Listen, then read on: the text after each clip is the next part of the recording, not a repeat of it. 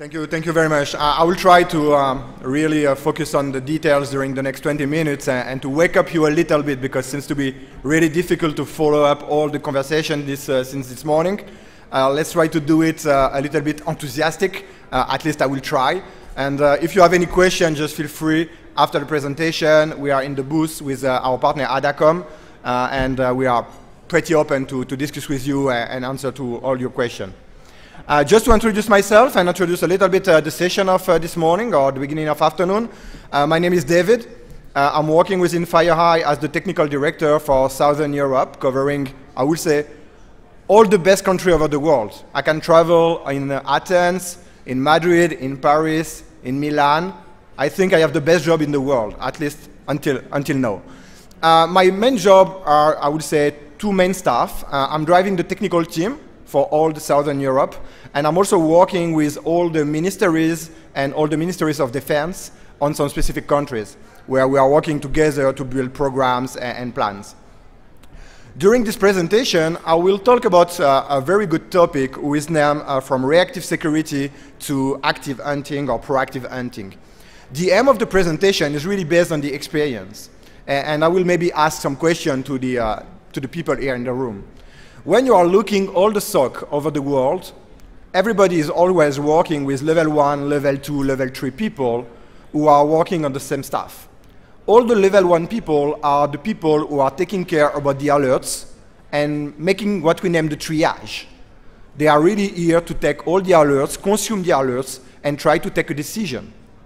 The reality in the field is that on the level 1, you have all the people with the less experience, and you ask them to take the right decision. Think about it. When you go to the hospital, it's totally the opposite. You figure out how to talk with the good doctor at the beginning and go with the trainees afterwards, not the opposite. And in the security, we are doing the opposite since several years. And this is where we thought about the fact that we need to change something here. We need to try to figure out how to tackle this kind of challenge in the cyber world. Talking about the challenge we are trying to tackle with what I will present later on during the presentation, we are trying to really looking after 4 main pillars regarding the challenges, and I'm pretty sure this is why you are here today and during the 2 days in InfoComm. It's just because you try to find solution, maybe processes, maybe technologies to try to tackle those kind of challenges. And if I discuss about the challenges, the first one was just covered before my presentation, or at least I think, because I don't speak Greek, but based on the slides, my understanding is that they talk about the cloud and about Azure. And I think one of the new challenges we have all together in terms of security is really to tackle all this new wave of materials, of usage, including cloud and all this kind of stuff. The second challenge we have, and I think it's really good to have it at InfoComm, the kind of hackathon we have on the upper level, is really to find the right people and to take into account that we need to have the right people in our teams. Who is really a challenge? If you want to build up a SOC, maybe you haven't enough money, enough time, or enough alerts to really build up your own teams and to be sure that the people will stay with you, will continue to work with you. And this is one of the challenges. The third one is linked to the beginning, is the number of alerts. You need to manage more and more alerts, more and more information coming from a lot of devices. And the third one is the rapid expansion or rapid evolution regarding the hackers and the group of attackants. They are looking after your GDPR information, the personal information. They are looking about your financial information, and they are more and more, I would say, trained and ready to enter to your network and store the information. As a result, we are publishing a report every year based on our experience. We have like 300 consultants over the world who are managing incident response through the name of the company named Mandiant, and I think a lot of you knows already Mandiant. They are managing roughly 200,000 hours of incident response over the world. And one of the metrics we are looking after is what we name the dwell time. This is the acronym I used. I don't know if you know the dwell time. I will try to resume very quickly what it is. This is the time you need to understand or to figure out between a detection and a compromission in your system. Based on our experience last year, the median time in Europe was 106 days. You need to put this message, the 106 days, in opposite of how long you need to take the full rights in an Active Directory from a customer. To give you an idea, when we are performing red teaming, we need less than 3 days to take all the ownership on the Active Directory, to be global admin domain, and to make what we want. If you need 106 days to understand that we are inside your network, and we can take all the control within 3 days, I'll let you imagine what we can do during 103 days. And this is one of the big challenges we need to resolve. Our answer to reduce the dwell time is really, I would say, build up 3 main pillars: intelligence, endpoint, and orchestration. And this is what we are investing on during the last 5 years, and this is what we are doing right now. And I will try to illustrate the 3 pillars. The first one is the intelligence. Coming from the military or the sport, and I use the sport illustration here, we are in the only market where everybody is protecting himself like the others. Someone saying you need to buy a firewall, you buy a firewall. Someone is taking you GDPR, you need to put a DLP product, you put a DLP product. Our philosophy is to think about it as a military battlefield. You need to understand who are the attackers, what they are looking for, and you need to giving back the advantage to the defense. If you know what you want to protect and who are the attackers and their TTPs, techniques, tools, and procedures, you will be able to build up your policy and your processes and your technologies, not the opposite. And this is what we are doing today. We are doing the opposite and not the right way. Just to illustrate an example about what we are doing here, we bought a company 1 year ago, a little bit more than 1 year ago. We deployed 250 analysts over the world who are able to talk different languages. We invest $100 million just to build up the capabilities, to be able to take a look on the attackers, to infiltrate the attackers, to understand the techniques, and to document everything through reportings, like you have in the screen, or through the API to consume the indicator of compromise and use them in your systems.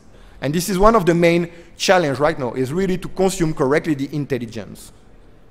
The second one is the endpoint, and I will try to go fast to be on time. On the endpoint, what you need to go and what you need to know is that endpoint is really mandatory if you want to build up your security. Why? Because on the endpoint level, this is the only location where you can see everything. And also, something you need to change in your mind. 80% of the attacks we investigated are not linked to a malware. Let me rephrase. 80% of the attacks don't need any malware to do it. They need just Windows. If you are able to use any Windows command, you can make lateral movement, escalation of privileges, and all this kind of stuff. This is why the visibility on the endpoint level is a mandatory tool you need to deploy on your network. It's not an optional forensics activity. It's a mandatory tool to understand what the attackers are doing in your endpoint. The third pillar, when you are looking about what you want to do, is really to be able to automate or orchestrate the activities. Why? Because you need to answer to the question at the beginning around the challenges. More logs, less people, less time. And I don't want to talk about the money because it's always the same. Your manager will ask you to make more with less, and the less is like everywhere, and the more is like everywhere. The only way to tackle this challenge is to be able to automatize or to make automation and orchestration on the action where you can. Because you cannot buy the time. The time is something that you cannot buy. You can buy people, you can buy technologies, you can buy consulting to change your processes, but not the time. And orchestration is really key on your activities. And where we are thinking about orchestration, we are thinking about how to orchestrate and automate the easy task.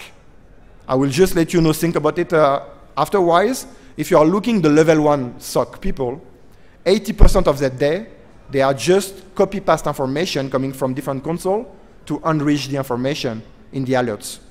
If you can automate this, you will win a big amount of time on the level 1 to ask those people to make something exciting, interesting, and useful. And this is what we want to do. I will not spend a lot of time here.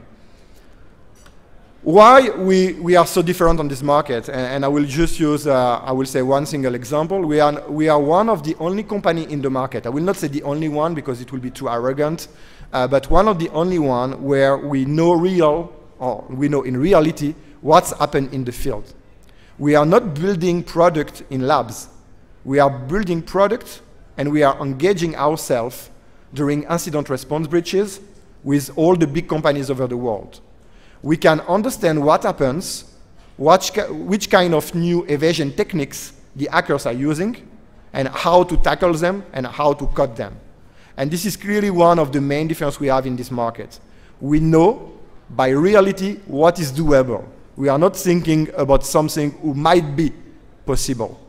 And the difference between the doable and the possible, it's really making the difference on the day-to-day basis. And I will make a big announcement to finalize my presentation because it's really fun to be there today. All the stuff I just presented you are a lot of different technologies that you can buy, I will say, or use. But we decided to make it simple, and we decided to, I will say, publish a new cloud product with named Helix. And this is, I would say, for me, the first time that I can talk about it because it will be released tonight. It will be released today in the US. And you are the first people aware about the fact that we will release the Helix platform in the cloud from tonight. And from the Helix platform, you will be able to see everything, get all the visibility, grab information coming from FireEye product, but also coming from non-FireEye products, apply the intelligence on the log you will grab, and take decision to really investigate and make the forensics. The idea for us is really based on the 3 pillars. Increase the expertise, to be sure that you are not focusing your people to make copy-paste. Sorry to say that, guys, but copy-paste is really boring activity, and I think all the people want to make something else to be really motivated. The second one is to help you to be better protected and really use what you already deployed. The idea is not for you to rip and replace all the technology you already deployed, but use them differently by applying the intelligence inside the product you already deployed. And the last one is help you to drive the transformation. Help the business to grow. When your manager will come and talk about new cloud services, you will be able to say, yes, I can help you and I can protect this transformation. If you need more information during the day, feel free. I will be in the booth with my friend Marco, who is in the back of the room. If you have any question, if you want to dig into the Helix platform, just feel free. Thank you very much for your time. Really appreciate it.